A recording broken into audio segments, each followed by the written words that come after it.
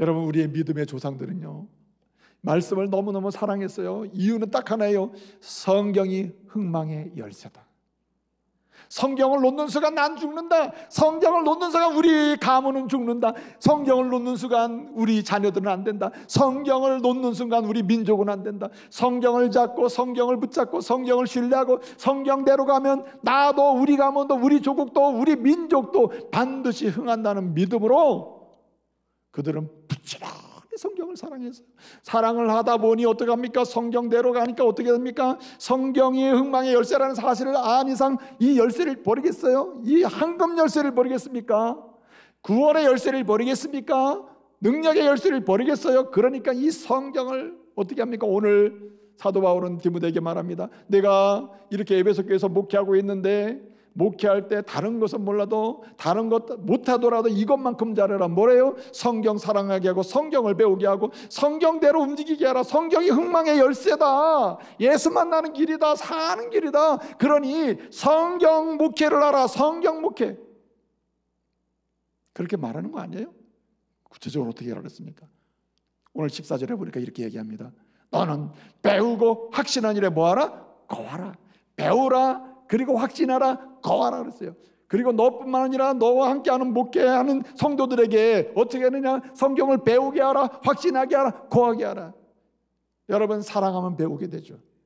말씀을 사랑하는데 어떻게 말씀을 알려고 하지 않겠어요? 그래서 성경을 보게 되면 너희는 알지리, 너희는 알지리, 너희는 알지리. 아멘. 알지리라는 말씀이 66권 성경에 수도 없이 나와요. 왜 그렇습니까? 성경이 흥망의 열쇠이기 때문에 알아야 되는 거예요. 배워야 되는 겁니다.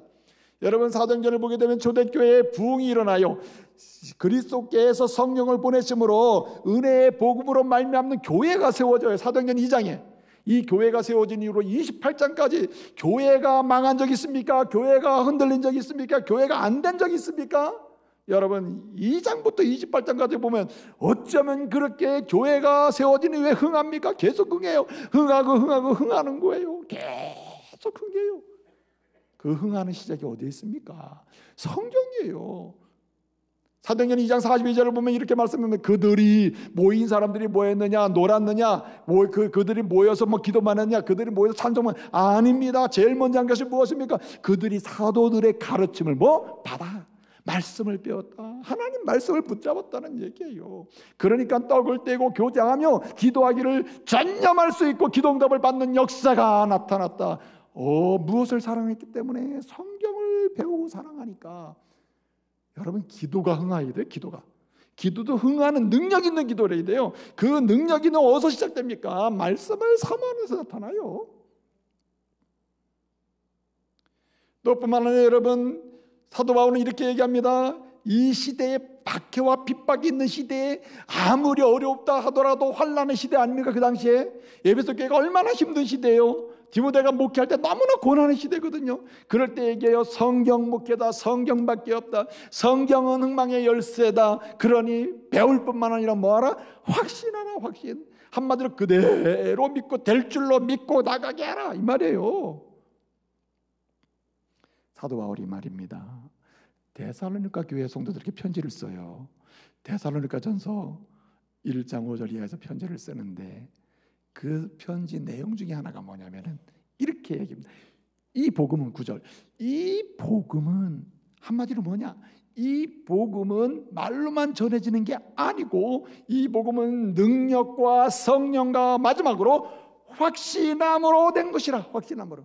무슨 말입니까? 이 복음으로 말미암아 내가 성령 안에서 구원받고 하나님의 자녀가 되고 이 말씀을 배우게 됐다면 어떻게 되느냐? 배우고 듣는 말씀 그대로 뭐 하느냐? 한마디로 확신하고 될 줄로 믿습니다 하고 따라가라는 얘기예요. 할렐루야. 그래야 성경을 통하여 흥하는 역사가 나타난다. 여러분, 오늘 또 말씀을 이렇게 얘기합니다. 우리의 믿음의 조상들은 어떻게 했습니까? 막 계속 배워요. 계속 확신해요. 그럼 또 어떻게 합니까? 그 말씀 가운데 거하는 거예요. 오늘 바울의 표현대로 한다면 그 말씀 가운데 거하는 건 말씀대로 사는 겁니다. 말씀대로 사는 거예요. 여러분, 말씀대로 믿고 움직인다는 게 쉬운 게 아니에요. 죽음의 위험 속에 있잖아요. 말씀대로 가면 내가 죽을 것 같은데 이거 불가능한 얘기 같은데 그런 마음이 들 때가 많아요. 여러분, 사도행전은요 성경으로 인하여 흥하는 역사를 본 교회예요. 그래서 사도행전 27장 이제 마지막 부분에 가 보면 27장 23절 이하를 보면요, 유라굴로 강풍에 의해 가지고 사도 바울이 죽을 지경에 빠졌어요. 거기 함께 있는 모든 사람도 배가 파손되고 이제 끝나는 상황이 돼가고 있다. 그럴 때 여러분, 하나님께서 그 마음에 말씀하세요. 바울아, 두려워하지 말라. 내가 너를 지켜줄 거야. 너는 가이사 앞에 가야 된다. 그리고 너와 함께 있는 이 사람들 다 너에게 주겠다. 다 살려주겠다. 바울이 일어나 어떻게 합니까? 여러분들 안심하십시오. 나는 내게 주신 말씀 그대로 지금 진행되는 줄로 나는 하나님을 뭐하노라? 믿노라. 예? 믿노라. 우리가 객관적으로 유라굴로 강풍 속에 있지만은 이 유라굴로 강풍 너머에 하나님이 잔잔케 하시고 살려내시는 역사가 진행되고 있는 거예요. 할렐루야. 고하는 것입니다. 상황이 아니더라도, 환경이 아니더라도, 감정은 정말 느낌이 없더라도 그럼에도 불구하고 말씀 속에 거하면 나는 말씀대로 이루어질 줄 믿어, 나는 그대로 갈 거야 하고 따라가면은 흥함의 역사가 나타나는 거예요. 그래서 여러분, 우리 조상들은 사경회를 통해서 때로는 여러 모임을 통해서, 기도 모임을 통해서 계속 배우고 확신하고 거하고, 배우고 확신하고 거하고, 배우고 확신하고 하고, 이거 외에는 신앙생활이 시작될 길이 없다고 본 겁니다. 여러분, 오늘 이 시대의 불행 중에 불행은 뭐냐면은 성경이 손에 있으나 성경을 펴지 않는 시대가 됐다. 안 펴요. 성경을 안 펴요. 오늘 교회 와서도 안 펴는 분도 있을 뿐더러 교회 와서 한 번 펴고 집에 가면 절대 안 펴요. 월요일부터 토요일까지 안 펴. 안 봐요. 안 봐. 어느 때부터는 성경이 없어져 버렸어요. 이제는 핸드폰만 보면 그냥 필요할 때 열면 되지. 배터리가 빨리빨리 닳아져 버려야 돼. 그래야 성경 귀한 줄 알지. 예? 여러분 보세요. 이런 시대가 됐다는 거예요. 이거 얼마나 불행한 시대입니까? 그러나 여러분, 모든 신앙의 시작과 그리고 하나님의 백성의 흥함은 어디서 시작되느냐? 성경에 있어요. 성경이 열쇠입니다. 그러므로 성경을 배우고 성경을 확신하고 성경 안에 거하는 복된 인생 사시기를 말씀으로 축복합니다. 이 일이 삶의 중심이 되어야 돼요. 신앙생활의 봉사, 신앙생활 모든 활동, 신앙생활 내가 하고 싶은 거, 내가 교회에서 내가 뭘 하고 싶은 어떤 욕망들, 이거 중요하지 않아요. 그것보다 더 중요한 것은 성경으로 돌아가는 거예요. 성경을 붙드는 겁니다. 성경을 배우는 거예요. 성경을 확신하는 거, 성경 속에 거하는 거예요. 여기서부터 봉사도 시작할 수도 있는 거예요. 자, 그러면 왜 우리 믿음의 조상들은 성경은 흥망의 열쇠를 확신하면서 배우고 확신하고 거하는 일로 집중했습니까? 세 가지 이유가 있어요. 첫째는 성경은 살리기 때문입니다. 살려요. 성경은 절대 죽이지 않아요. 성경은 생명을 살려요. 성경은 영혼을 살려요. 성경은요 세계관을 살려요. 성경은요 모든 가치관을 정상적으로 다 돌려놔요. 보는 눈을 고쳐놔요. 만지는 것을 고쳐놔요. 만지지 않을 거 안 만지도록 손도 고쳐놔요. 갈 곳을 안 가도록, 갈 곳을 가게 하고 하지 말을 것을 안 가도록 고쳐놓는 게 성경인 줄로 믿으시기 바랍니다. 성경은 살려요. 그래서 오늘 15절을 보게 되면 이렇게 말합니다. 믿음 안에서 구원에 이르는 지혜가 있다. 뭐에? 성경에. 여기 구원에 이르는 지혜라는 말은 살리는 거라니까. 살려요. 죄와 사망 가운데 있는 우리 영혼을 살립니다. 우리의 육체의 무너진 삶을 살려요. 무질서한 도덕성을 살려내요. 비윤리적인 삶을 살려서 윤리적인 고상한 사람으로 만들어내요. 살립니다. 여러분, 아브라함 링컨은 이런 얘기를 했어요. 당신 인생 앞에 성경책을 펴놓으라. 당신의 인생 여정 앞에 성경이 펴있는 동안은 천국 문도 항상 열려 있을 것이다. 할렐루야. 성경이 펴있는 사람에게는 천국의 은혜도 열려 있단 말이에요. 성경이 닫히는 순간에 그의 앞에는 천국의 은혜도 닫히게 된다는 말이에요. 맞는 말 아닙니까? D.L. 무드는 이런 얘기를 했습니다. D.L. 무드는 이렇게 자기가 목회하고 자기가 복음을 전하고 성경공부를 시켜보니까 한 가지 분명한 것이 있더라는 거예요. D.L. 무드는 성경으로 하나님의 사람이 된 사람이에요. 그가 누가 전도하기도 전에 성경으로 그는 주님 앞에 돌아온 사람이 D.L. 무디예요. D.L. 무디는 이렇게 얘기합니다. 죄는 우리로부터 믿는 자로 하여금 성경에서 멀어지게 하지만 성경은 하나님의 사람으로 하여금 뭐에서 멀어지게 하느냐? 죄로부터 멀어지게 한다는 거예요. 죄는 들어오면 들어올수록 우리에게 성경에서 멀어지게 만들어요. 성경과 멀어지게 만들어요. 여러분 죄 져보세요. 악한 마음 들어와 보세요. 성경 읽고 싶어요? 성경 들고 다니고 싶어요? 성경 보고 싶어요? 성경 말씀 조금이라도 묵상하고 싶어요? 생각이 나질 않아요. 생각이 나질 않아요.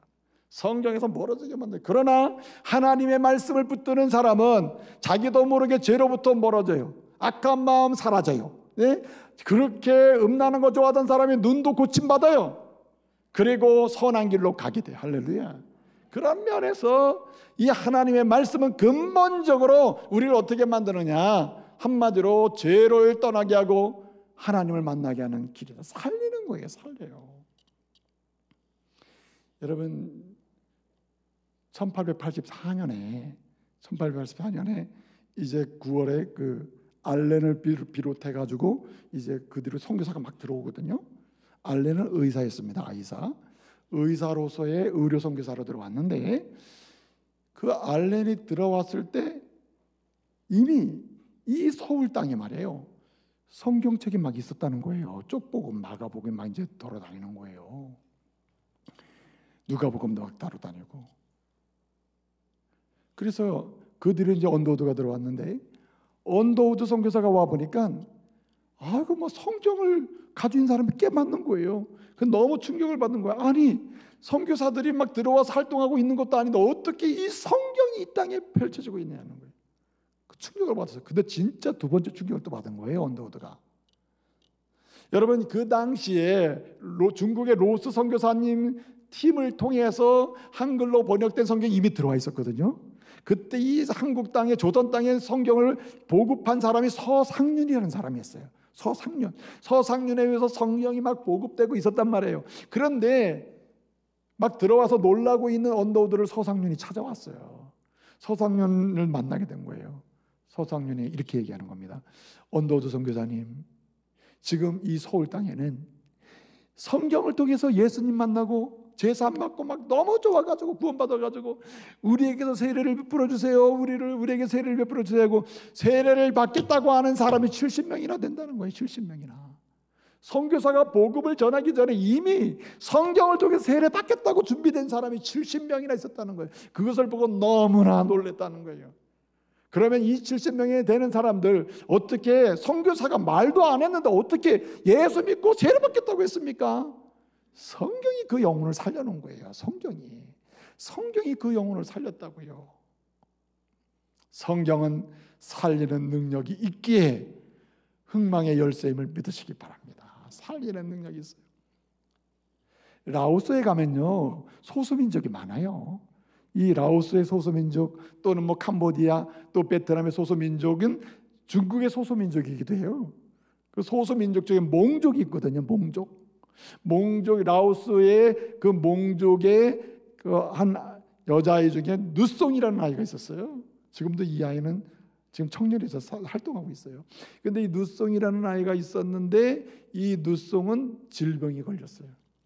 그래서 겨우겨우 생활하면서 집에서 그 동생들을 그냥 겨우겨우 돌보면서 그냥 집에서 그냥 겨우겨우 그냥 살아가는 거예요. 죽지 못해 살아가는 아이. 이 아이가 선교사를 만났어요. 그리고 몽족, 그러니까 몽어죠. 몽족 언어. 몽어의 성경을 선물로 받았어요. 글을 몰라. 그래가지고 선교사가 이 아이를 긍휼히 여기면서 어차피 이 육체적인 질병도 있고 그러니까 이 아이를 마지막 희망으로 선교사에게 부모에게 부탁해서 내가 이 아이를 데리고 태국으로 가서 치앙마이에 가가지고 언어를 가르쳤어요. 그 언어를 가르치는데 언어를 읽기 시작했어요. 그리고 그 몽어 성경을 가지고 글을 읽으면서 예수님을 만나고 너무너무 좋아하는 건데 병도 고쳤어. 할렐루야.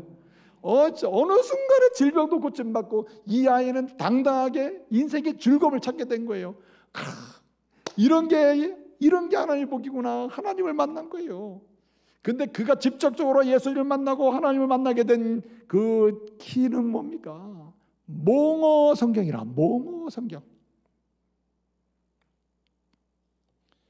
여러분 노충영이라고 하는 분이 있었습니다.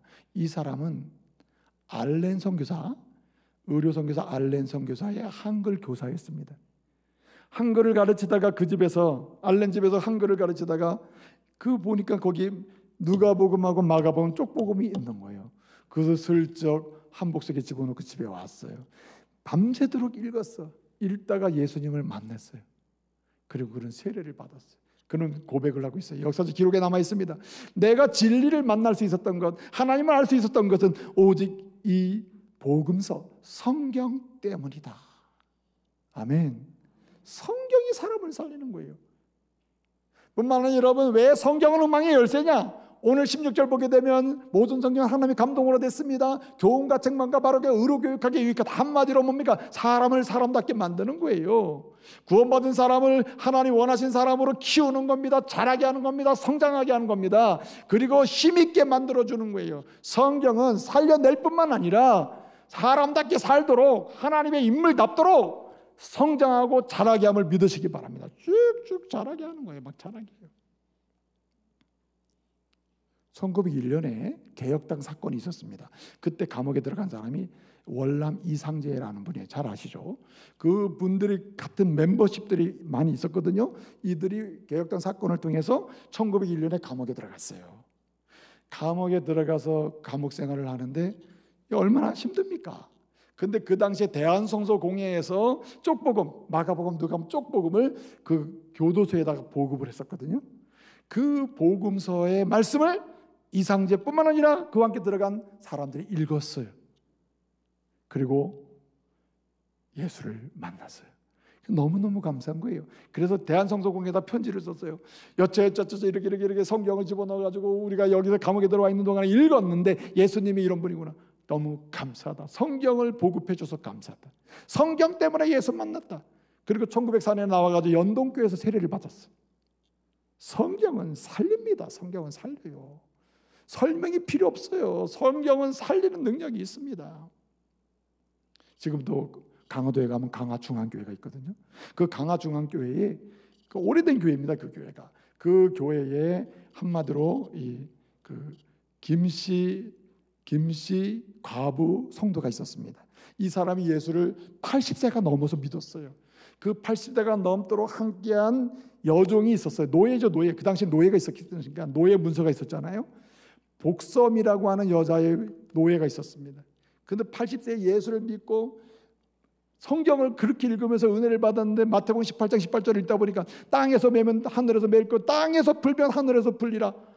그 말씀을 보면서 세상에는 오직 하나님만 주인이고 우리 모두 하나님의 종이구나. 이걸 깨달은 거예요. 사람이 가치관이 성장한 거예요. 가치관이. 인생관이 달라진 거예요. 사람을 보는 눈이 달라진 거예요. 성경은 키웁니다. 인생관을 키워요. 바른 세계관을 키워요. 성장하게 만듭니다.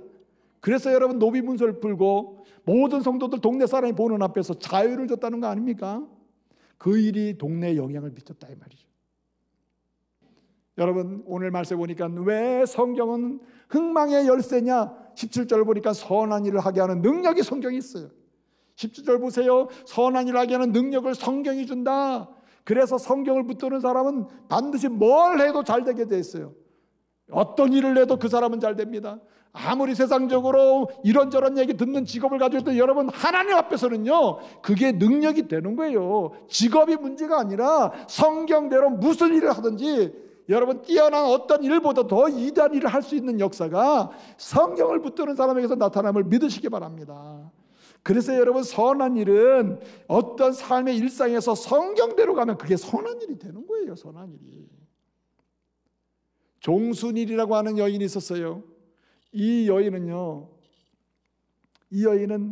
부잣집 아주 주인 마님이었는데 그 동네 이 여인한테 빚을 짓지 않은 사람이 없대요. 빚을 안 진 사람이 없대요. 근데 예수 믿고 성경을 읽다 보니까 마태복음 18장 24절 보니까 거기 악한 종의 선한 일이 나오거든요. 내가 지금까지 보니까 악한 종이었구나. 있는 것 가지고 사람들을 멸시했구나. 있는 것 가지고 사람들을 이용해 먹었구나. 그래, 있는 것 가지고 하나님이 원하시는 대로 선을 베풀자. 그래가지고 모든 그 빈문서를 모든 동네 사람 불러놓고 다 태워버리고 말이에요. 탕감하고 있는 것을 나눠주면서 하나님의 일을 하며 살았다는 말이에요. 성경은 왜 응함의 역사냐? 선한 일을 할 수 있는 눈, 선한 일을 할 수 있는 선한 일을 할 수 있는 생각의 깊이와 넓이를 더하는 능력이 성경에 있다 이 말이에요. 할렐루야. 여러분, 우리는요 정말 선한 일을 한 사람들의 수고를 통해서 성경을 흥망의 열쇠를 인정하고 성경을 통해서요 선한 일을 한 사람을 통해서 우리가 성경을 다 선물 받고 예수를 믿게 된 겁니다. 여러분, 우리 조국 대한민국에 처음에 대한성서공회가 생긴 게 아니라 영국 성서공회의 한국 지부로서 시작이 됐어요. 1895년에 시작이 됐습니다. 그렇게 해서 대한성서공회가 생겼어요. 그래서 이 조국 땅에 성경을 막 보급하기 시작했다 이 말이죠. 그런데 1979년이면 여러분 나이가 어떻게 되시나요? 1979년 저는 고등학생이에요. 그때도 저도 성경책 가지고 있었거든요. 그런데 놀라운 사실 1979년까지 우리 대한민국의 대한성서공회는 자립이 안 됐어요. 한국교회 성도들로 성경을 만들 수 있는 돈이 안 됐다 이 말이에요. 그래서 영국 성서공회, 스코틀랜드 성서공회, 미국 성서공회의 후원을 받아서 한국에 보급하는 성경을 출판을 한 공회가 대한성서공회예요. 그때까지는 돈 받고 왔다는 거죠. 79년 이후부터 드디어 재정 자립이 돼가지고 우리나라도 지금까지 받았으니 우리도 성경을 보급하고 세계에 선물하는 나라가 되자. 조국의 땅에서 선물을 보급할 뿐만 아니라 온 열방에 성경 없는 곳에 지금 보급하자 말이에요. 그래가지고 성경 보급 운동을 했어요. 지금까지요 대한성서공회를 통해서 이 대한민국 땅의 구석구석에 보급된 성경이 4,600만 권이 넘어요. 4,600만 권 역사 속에서. 그럼에도 불구하고 오늘 이 시대에 가정에 성경 없는 가정이 많아요. 불교를 믿기 때문에, 무신론자이기 때문에, 교회를 싫어하기 때문에, 교회를 안 믿기 때문에 그런 가정이 많아요. 그런 사람, 성경이 없는 사람이 많아요. 우리 일가 친척 중에도 성경 없는 집이 많고 성경 가지고 있지 않는 사람이 많다 이 말이죠. 우리가 여러분 성경을 받아서 흥하는 역사를 지금까지 보았는데 지금 우리는 어떻게 됩니까? 우리도 선한 일을 해야 한다는 거예요. 선한 일을. 무슨 일을 해야 됩니까? 우리 또한 성경을 사랑할 뿐만 아니라 성경을 보급하고 반파하는 주인공이 되어야 할 줄로 믿습니다. 그래서 저는 이 코로나 상황에서 우리 교회가 2021년 해야 될 사역이 뭐냐? 다 멈췄어요. 모여서 할 수 있는 게 없어요. 그래, 2021년도에는 우리 교회 성도 한 사람이 한 권 이상 이 조국 땅에 있는 자기 친척이든 형제든 자매든 아니면 모르는 사람이든 누구든지 간에요 성경 없는 사람에게 2021년도에는 한 권 이상 성경을 반포하는 그런 축복의 통로가 되자 말이죠. 할렐루야. 이런 계획을 세웠어요. 어떻게 좀 할만하십니까? 꼭 동참하시기 바랍니다. 여기뿐만 아니라 저 세계 아프리카 아메리카 땅에 우리도 성경을 한 권 이상 보내보자. 후원해서 한번 보내보자는 거예요. 올해 말입니다. 이 조국 땅의 성경이 36만 권, 6만 권 정도가 반포가 됐어요. 매년마다 50만 권 이상이 반포가 됐는데 올해는 코로나 때문에 줄어들었어요. 그런데 해외에 수출한 이 성경은 350만 권이 넘어요. 우리나라가 정말 복받은 나라예요. 성경을 수출하는 나라. 심지어는요 성경을 무상으로 우리 성도들이 돈을 모아가지고 그냥 기증해 주는 거, 돈 하나도 받지 않고 재료값도 받지 않고 그냥 성경을 그대로 만들어가지고 보내준 성경이 48만 권이 넘어. 작년에. 아니 올해. 할렐루야. 이 얼마나 은혜로운 사건입니까? 그러므로 우리 조국은 흥할 줄로 믿습니다. 우리 대한민국 교회는 흥할 줄로 믿습니다. 성경을 붙드는 대한민국 성도는 흥할 줄로 믿습니다. 여러분 다시 성경을 주신 하나님께 감사하고 성경을 내 몸같이 아끼고 사랑하고 나의 사랑하는 책 비록 기어졌으나 이 성경 심히 뭐합니까? 심히 사랑합니다. 이 성경 심히. 여러분 심히 사랑합니까? 심히 사랑하시기 바랍니다.